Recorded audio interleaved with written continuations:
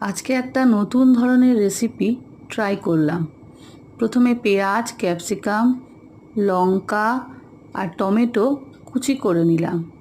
তারপর তেল গরম হলে তার মধ্যে রসুন বাটা আর পেঁয়াজ বাটা দিয়ে দিলাম এবং কাঁচা মাংসগুলোকে দিয়ে দিলাম। নুন দিয়ে, হলুদ দিয়ে ভালো করে কষালাম। যখন মাংস থেকে তেলগুলো ছেড়ে যাবে তখন পেঁয়াজ কুচি, ক্যাপসিকাম কুচি আর টমেটো কুচিগুলো দিয়ে ভালো করে নাড়ালাম। পরে লঙ্কা কুচিও দিয়ে দিলাম এবং লাস্টে গিয়ে রুটি ও মাংস কষার সাথে পরিবেশন করলাম। খেতে খুব ভালো হয়েছে জানো।